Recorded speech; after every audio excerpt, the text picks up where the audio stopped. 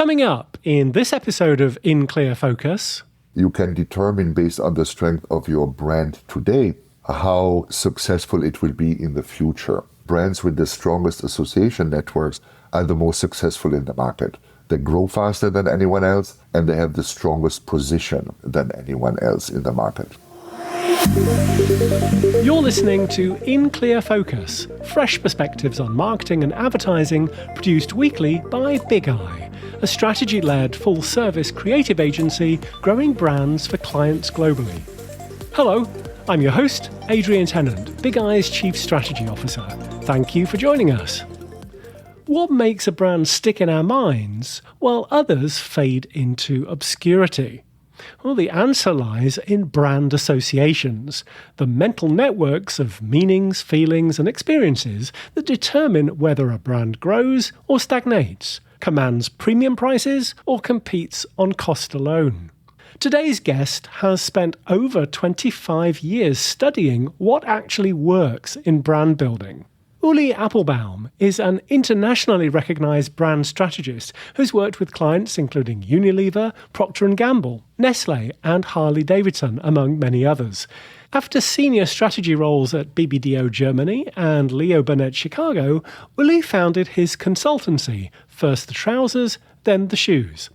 Ulli is the author of the Brand Positioning Workbook, which analyses over 1,200 case studies to identify 26 universal success triggers, and the accompanying brand positioning method cards used by thousands of marketers worldwide.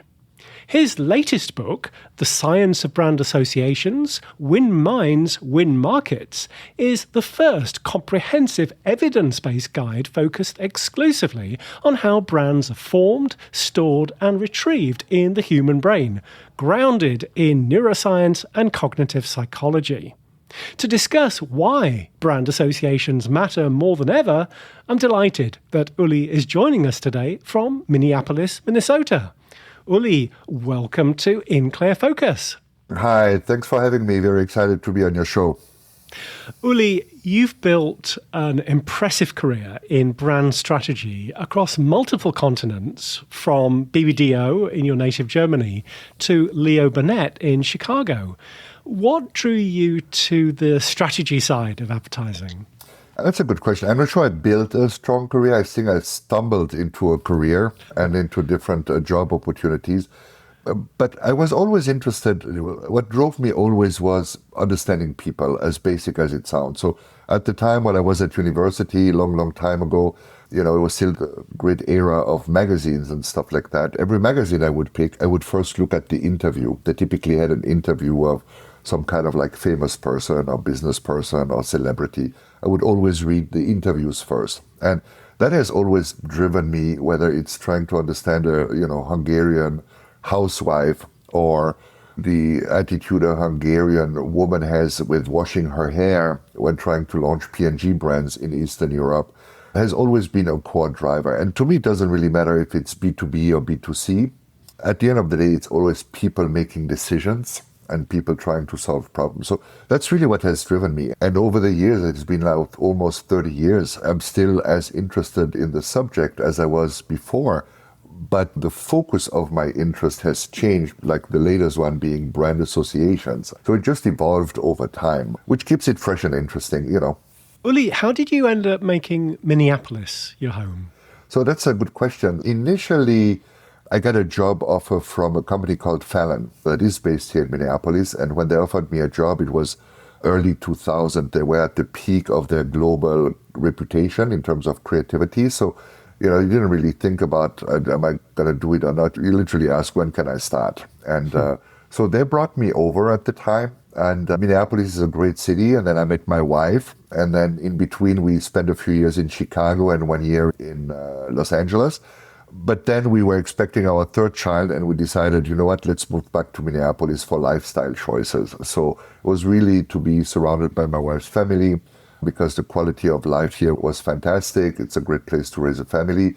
And job-wise, I decided the only chance I have to survive in Minneapolis, if I didn't want to take like a 40% salary cut, coming from a big city like Chicago or LA, was to start my own business. That's when I decided to start my own business as well. So lifestyle, personal reasons led to Minneapolis. Well, it was 2014 when you founded your consultancy with the wonderfully unusual name, First the Trousers, Then the Shoes. Can you tell us the story behind that name and what it says about your philosophy on strategy? So first the trousers, there's an order to things, right? So I believe in strategy first, and it's a recurring theme. It's funny, a couple of weeks ago, I talked to a CEO about he wanted to grow and direct his growth a bit more, successful already in what he was doing. And I offered him a brand strategy project to clearly define who their core audience is, how he needs to position his company and stuff like that. And so he turned me down and instead decided to do a package redesign for $500,000, which would have been like 5 times more than what I would have charged him. So it's a recurring theme that I experience still to this day, where people just want to put the cart before the horse or the shoes before the trousers. And so strategy first, but I also believe strategy is a creative problem-solving exercise. It's not a rational, logical, deductive process where you look at data and then come to the conclusion, because we are all smart. Everyone who works with competitors has the same level of education, access to the same data, the same brain power. So we automatically come to the same conclusions, basically. And that's why I think creative problem solving kicks in, because using specific techniques to make you look at a problem from a different way, or makes you think about the solution about a different way, leads to innovative and novel solutions to an existing problem, which is basically the definition of creative problem solving. So I wanted to express it in the title. I didn't want to be like Appelbaum Brand Consulting or whatever, and decided to call it First the Trousers, Then the Shoes. I'm not going to confirm nor deny that a little bit of liquor was involved in the process, but the following morning when I woke up, this was the name that stuck with me. Nice. Well, it's certainly memorable. Your first book, the Brand Positioning Workbook, is based on analysing over 1,200 case studies of effective brand building. Ulli, what motivated you to undertake such an extensive research project? This was over a period of like 10, 12 years, so to say. So writing the book took me like a long time, because like you want to write a book and then life takes over and then you focus on other things and then you come back and all these kind of things. Early in my career, when I started to work in advertising and marketing, I started to notice patterns. And I was lucky enough to work on international businesses. And I was always fascinated by case studies as a way to learn. And I started to observe patterns. And pattern could be a British olive oil company claiming its source of origin as a way to add value to its brand. And then you'd see a German brand claiming its German source of origin to promote its brand in Japan. Or at the same time, there was also Foster's beer claiming its Australian origin. So I said, okay, there are brands that claim their origin. Other brands claim their ingredients. Other brands try to connect with their consumers at a shared value level and all this kind of thing. How many of these patterns can I identify? And over the years, I collected case studies, and I still have, like at the time, and you probably know that too, there were like big books of case studies. You didn't have it digitally, so you had like big libraries. And very pragmatically, I looked at a case study. Oh, is there a new pattern I identify, or is that an existing one? If it's a new one, I'm going to add it to my list. And then after like 1,000, 1,100, something like that, I started to always fall into my 26 patterns. And then I decided, okay, that's enough is enough. I'm going to stop here. I can find more patterns. And that's how I came up with these 26 territories. Now, you can argue, are there 25, are there 27? I'm not going to nitpick that. You can slice and dice it the way you want. But I ended up with these 26 territories. And the idea really of that methodology is, if you try to position a brand and you explore these 26 sources of association, you really come up with an interesting list of hypotheses on how to position that brand that you then need to, narrow down, match with your objectives, try to see if that aligns with your consumers, and then validate it if you want to. But it's a way to stimulate your thinking when looking for potential solution to a positioning problem. That's really what it does. It accelerates the process significantly. Well, you also created the brand positioning method cards as a practical toolkit. How do marketers typically use these cards in their positioning work? So what I've noticed is, weirdly enough, it's not so much for workshops, it's for individuals who feel like they are stuck in their thought process. So they're working on a problem, an assignment, and they are stuck. They don't know how to move forward. So what they do is they pull a card out. So it's basically the 26 territories summarized into 26 method cards, which, a short description of what the territory is, and then a couple of questions to stimulate your thinking along the lines of this territory. So a lot of people just use it as a thought starter or a stimulant for, I'm stuck, I don't know how else to approach this problem. Let me grab a card. Oh, now you want me to look at it from a competitive weakness perspective or from a user occasion perspective. It's going to release new ideas and new thoughts in the process. But the irony, frankly, is that I really put the cart before the horse here, because initially I put all this content for free on the internet. But that's when the internet shifted to mobile and people were not interested in long content. So I decided, okay, how do I repurpose that content? Let me do these method cards so I have like a marketing device that I can send to potential clients. And then people started to ask me to send it to them. So I started to sell them, basically. And then I decided a few years later, okay, so the cards are out, but I've never explained the methodology. So I wrote the positioning workbook to explain the methodology that applies to the cards. And then 3 years later, I'm like, okay, so the first book focuses on sources of brand associations, but I never really talked about brand associations. So I literally went the other way around on working myself up to explain basically what I'm doing over the years. Great segue. Let's talk about your latest book, The Science of Brand Associations. Win minds, win markets. Now, Ulli, you've said that despite everyone discussing brand association, there isn't a single book on Amazon dedicated exclusively to this topic. First of all, what made you realize this gap existed? I realized that all the people, the thought leaders that I follow in marketing, used, whether it's large global research companies, whether it's like academia, like the Ehrenberg Bass Institute, whether it's like marketing professionals, they all use in one form or another this term brand associations to explain their work. And then I was like, okay, well, if they all use it, what can we learn about that more specifically? And that's when I started on Amazon thinking like, okay, what is my competition if I want to write a book about that? And I realized there is no competition because there is not one single book that either has brand association in its title or that focuses exclusively on explaining this concept. And at first, to be honest, I scratched my head and I thought, well, maybe it's not worth writing a book. If no one literally has written a book about that, why would they be interested in that? But then I realized, as I said, all these marketing people I follow use the concept actively in their work. Companies like Kantar and Ipsos, global research companies, have this literally embedded in their methodologies and in their thought leadership pieces. So I decided to further research brand association and what's behind it. And what I realized is there's a tremendous amount of science behind it to explain how brand association, in a nutshell, it's really brand memories, right? It's memory structures. So there's a lot of science to explain that. And there's a lot of data and quantitative studies that support the need for brand association and that support the strength of brand association. So you have the science, you have the data. No one bothered to curate this content. So basically the book is a curation of what I look at the best-in-class thinking around brand associations. And so since no one did it, I decided I'm going to be the one to write this book. And here we go. In the book, you argue that brand associations aren't just one component of branding, they're the, quote, operating system of marketing, end quote. Can you explain what you mean by that? Absolutely. So it's actually a friend of mine who came up with this analogy of the operating system. But when you think about it, brand associations are networks of memories that you have about a specific offering. And these memories can be semantic, things that the brand communicates about itself, can be based on experiences or can be based on emotions. And these networks compose what basically is a brand. Without this memory, there is no brand, period, because that's what the nature of the brand is. It's the sum of these memories.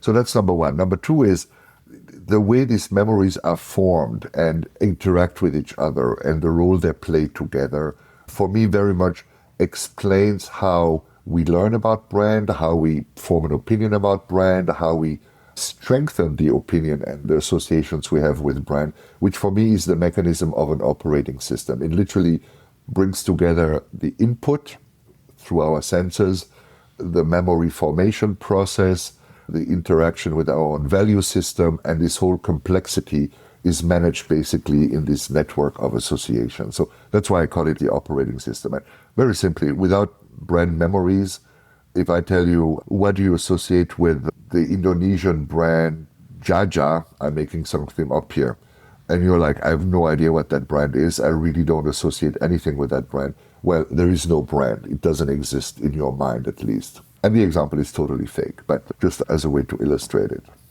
Let's take a short break. We'll be right back after this message. Hello, I'm Jessica Gillingham, author of Tech-Enabled Hospitality, Strategies to Elevate Guest Experience and Operational Efficiency, which is published by Kogan Page. I've drawn on interviews with 38 senior leaders across 13 countries and insights from brands like Stripe, SiteMinder, Rocco Forte, Hostaway, and Islands Hotel. My book provides marketers with a strategic framework for understanding how technology is transforming guest expectations and behavior. Whether you're marketing hospitality brands, destinations, or related services, you'll discover how personalization, AI-driven insights, and digital guest journeys are reshaping the landscape, and learn how to craft marketing strategies that balance innovation with the authentic human connections that drive loyalty and lifetime value. As an in-clear focused listener, you can save 25% on tech-enabled hospitality when you order directly from koganpage.com. Just enter the exclusive promo code BIGEYE25 at checkout. Shipping is always complimentary for customers in the US and the UK. I hope my book helps you develop marketing strategies that resonate with today's tech-savvy travelers. Thank you. Welcome back. I'm talking with brand strategist Ulli Appelbaum, the author of The Science of Brand Associations, Win Minds, Win Markets. Ulli, your book draws heavily on neuroscience and cognitive psychology. You outline 10 data-backed reasons why brand associations drive business results. Could you share just a couple of the most important ones that marketers should understand? Absolutely. And this data is readily available, and there's plenty of data to support this. The number one is brands with strong brand association networks. And the core concept is the strength of the association network determines how quickly you think about this brand in a moment of purchase, right? Other call this like mental availability, for example, is I need to buy, a dressing for my salad for dinner. What brand comes to mind first? That is like the mechanism. And the stronger the association network, the faster this brand will come to mind, hopefully with the right associations that makes me think, I'm going to buy this brand because I remember the taste was great and my family loved it and it's all natural, making stuff up here as potential association. So data shows very clearly that brands with the strongest association networks are the most successful in the market. They grow faster than anyone else and they have the strongest position than anyone else in the market. So market leaders will have the strongest brand association networks. A company like Kantar, the research company, shows that brands with strong brand association network, they call it brand predisposition, explain 80% of future brand purchase. So you can determine based on the strength of your brand today how successful it will be in the future. And Kantar quantifies this to 80%. But then there are a whole bunch of other metrics which show you that brands with strong brand association networks typically command a higher price premium than brands without, recover faster from recessions, et cetera, et cetera. So, I mean, you look at the evidence out there, it's just overwhelming not to think about brand association when you see all that data to support that. It's just mind-blowing. Well, your book provides practical frameworks, including 9 science-backed strategies and 14 evidence-based principles for building stronger brands. Ulli, how do these translate into actionable steps for a marketing director or a CMO? All these principles and steps and learnings are summarized in scorecards. And it's literally that allows you to self-assess how strong your brand is. And I break it down into 3 sections, basically. One is when you think about the network of brand association you try to create, it's basically your desired brand association. It's basically your positioning, right? Is what do you want in 3 to 5 years consumers to associate with your offering? Which is basically how do you want to position your brand? Now, these networks, science and data shows that they need to fulfill a certain number of criterias. And these include things like for the positioning itself, it needs to clearly reference the category you're playing in. Now, consumers need to know that if you're selling a sports drink, it needs to be classified as a sports drink. Now, for packaged good, that seems a bit more obvious, but when you think about IT companies or software companies, often you have no idea what they're actually offering because it's not clear where it is organized in the consumer's brain. So the second thing is you need to systematically use distinctive brand assets. So you can ask yourself when you look at your positioning platform, do we have brand assets as part of the strategic mix? The third element is obviously, do those associations tap into core drivers of the category, reasons for why I purchase category XYZ? And you'd be surprised by how many companies don't tap into the very core drivers of a given category, for example. It's just mind-blowing. They assume it as being like a cost of entry or table stake, or everyone claims it, so why would I do that? And one example I can mention, which is Tide, the detergent. Tide spends millions, if not hundred millions of dollars associating itself with the concept of clean. Tide equals clean, the generic benefit of each detergent out there, of any soap, of any cleaning product out there. And yet they've decided they want to claim the high ground of the category and promote that in their advertising, and it works very successfully for them. So relevant core category drivers. And then the other part that most people tend to forget is every brand that is really strong elicits an emotional response. That may be an emotion associated with the brand, that may be the personality that is meant to engage consumers emotionally. And why? Because science clearly tells us if we learn something, if we create a memory while in an emotionally aroused state, to put it this way, or while being emotionally engaged, we're going to remember it better, we're going to remember it longer, so it's going to work harder for my brand than if I give you a rational sales argument. So those are like criteria for the positioning itself. And then you have a second scorecard that literally focuses on are all the activities I'm doing to build these associations the right one, and am I doing this properly? And those then become things like, as basic as it sounds, but internal corporate alignment. Does every executive in my company, are they aligned on what we're trying to achieve? And in my experience is in many cases, they are not aligned. It can be, do you use emotional storytelling? And again, the emotions kick in, but the storytelling format, again, science shows that, makes it easier for people to memorize, to organize the information in the brain because the story is structured, and to recall it. So again, those are all things you can look at that make strong brand association networks. And a marketing director can look at their communication plan or marketing plan and say, are we checking all these boxes or not? So it's very simple, very pragmatic, very action-focused. And then if, let's say, you see in your scorecard there's a weak spot on, the usage, again, of distinctive assets, there are some clear recommendations on what to do about it and how to overcome a weakness and turn that into a strength. So it builds on theory and science and data. It's very pragmatic and very action-oriented, which is my working style. So I'm not a philosopher, I'm a practitioner. So I use tools to do stuff with, Excellent. Well, recently I spoke with Sorin Patilinet, who's the Global Marketing Effectiveness Executive at PepsiCo. He mentioned during our conversation that marketing mix modeling studies typically show that advertising contributes, on average, from 0 to 15% of a brand's revenues. In your book, you highlight what you call the often missed opportunities of advertising. Ulli, can you explain why it's not all about grabbing attention? Yes, this is my pet peeve in advertising. And don't get me wrong, I've been in advertising myself for over 15 years. I've drunken the Kool-Aid. I've shared this mantra with my clients, so I'm as guilty as everyone I'm pointing my fingers at right now. So first of all, these marketing mix modeling studies, in my experience as well, what they always show is that the biggest driver for brand success is distribution and market presence. It's as simple as that. That's like the biggest driver. And I think the role of advertising is always described as we need to grab attention. Consumers are not interested in advertising, so we need to catch their attention before we can even communicate our benefit or our problem. I think that's lazy, and I've been lazy for 15 years because I think attention is the cost of entry.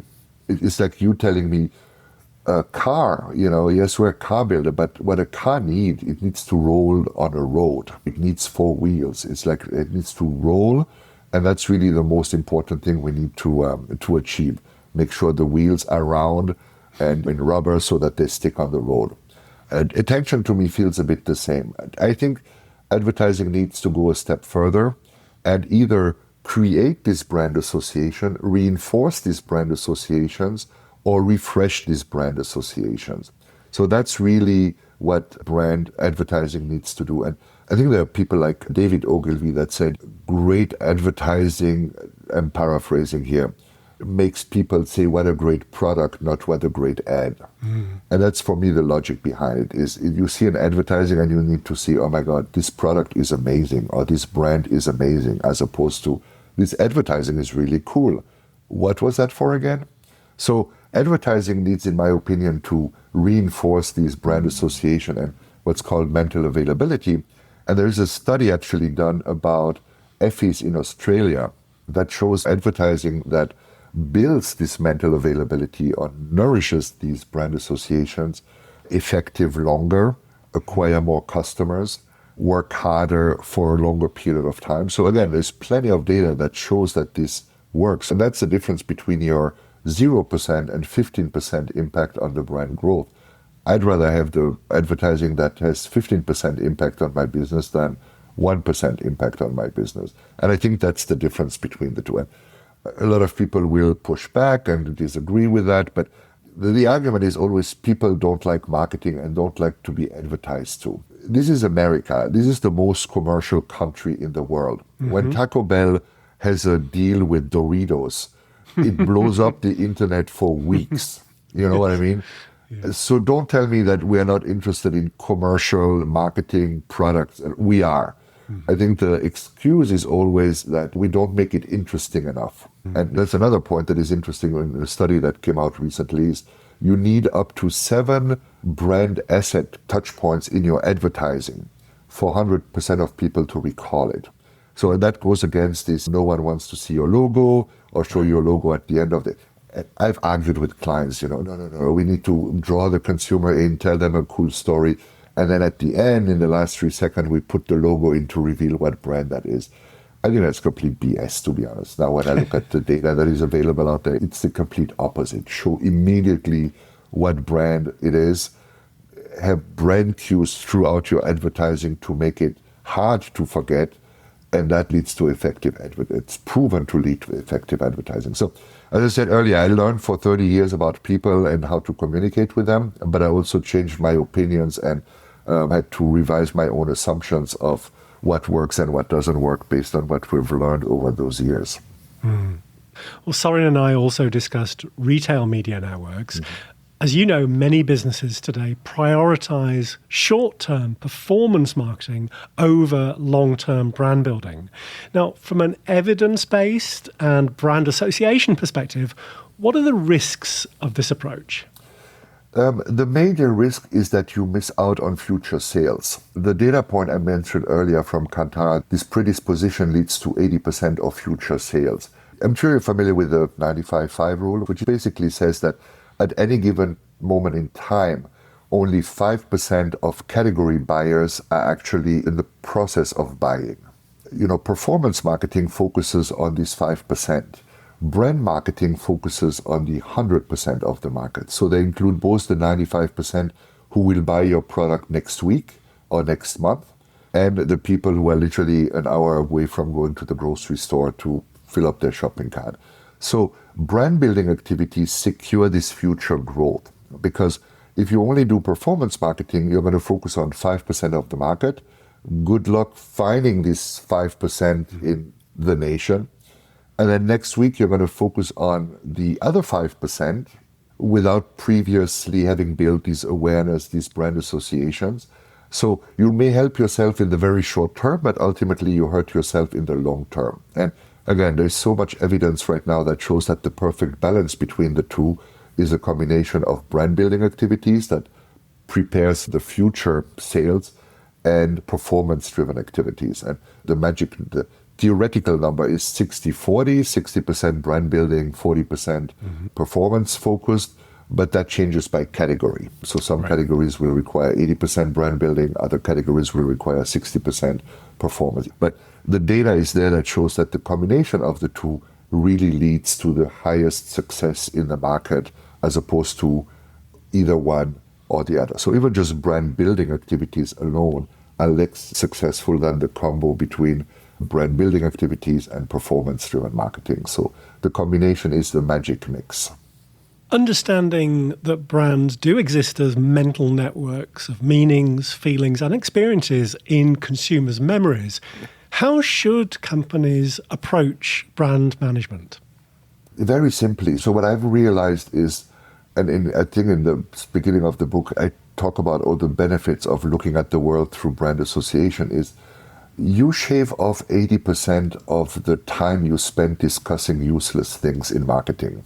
And I've sat in meetings where you discuss, the size of the head of the main character in the brand strategy. I've sat into all these weird meetings. And what I've learned is, if you really think about what are the 3 or 4 associations I need to create, and finding them is not easy. They need to be validated by data, etc., etc. But once you have them, any other discussion that doesn't focus on building those associations is futile in my perception. So when you look at advertising, you ask the question, do they help me build those associations or maintain or refresh them if the brand had them already? If not, we don't need to discuss this.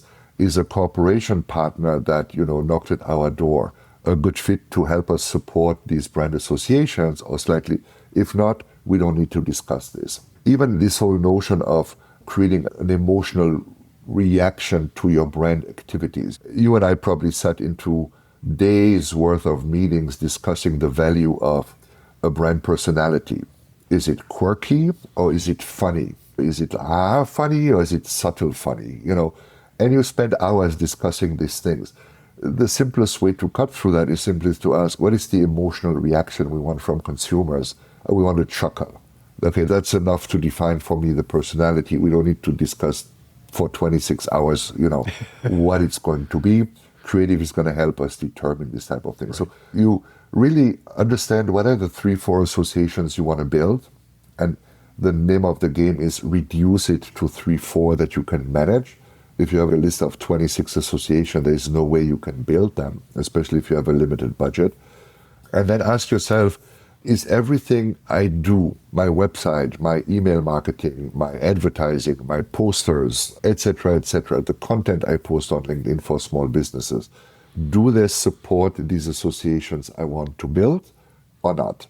If the answer is no, I would forget about it. If the answer is yes, I would continue to focus. So it gives you a focus and a sharpness of thinking that, as I said, saves you 80% of time that you typically waste on useless discussions and decisions that are really not important in building your brand. And then the third point is simply be extremely consistent. I suffer from that, and I need to remind myself is I bore myself with my own content. So I post 3 times on LinkedIn about brand associations, and I'm like, gee, do I need to post a 4th time about brand associations? Seriously?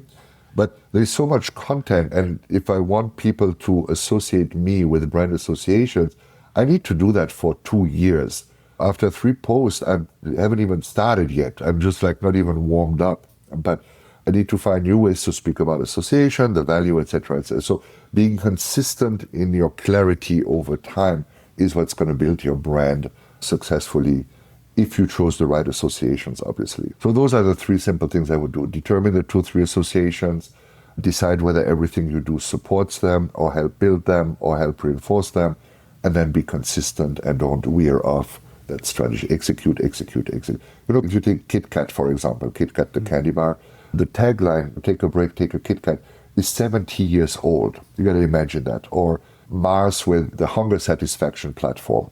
This platform is 20 to 30 years old.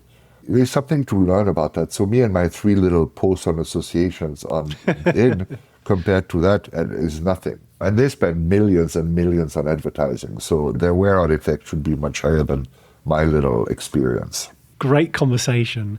If listeners would like to learn more about your books, your strategic consulting work, or connect with you directly, what's the best way to do so? Thanks for asking. I think the most obvious place is probably LinkedIn. Type Ulli Appelbaum.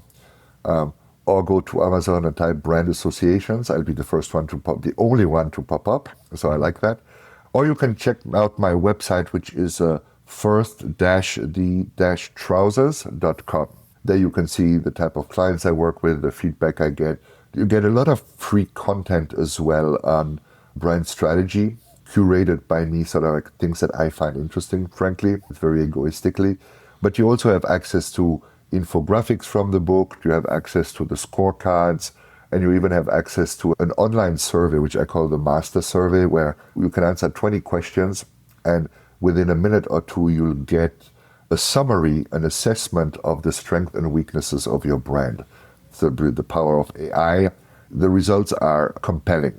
Marketing directors, clients of mine or friends of mine who have taken the survey are impressed by the quality of the analysis that comes out of there. And again, those things are just based on the principles described in the book. So it's all science-backed, evidence-validated. So yeah, that's the way to reach out to me. Ulli, thank you very much for being our guest this week on In Clear Focus. Thanks so much for having me. Great questions, and I really enjoyed the conversation. Thanks again to my guest this week, Ulli Appelbaum, the author of The Science of Brand Associations. As always, you'll find a complete transcript of our conversation with timestamps and links to the resources we discussed on the In Clear Focus page at bigeyeagency.com. Just select Insights from the menu. Thank you for listening to In Clear Focus, produced by Big Eye. I've been your host, Adrian Tennant. Until next week, goodbye.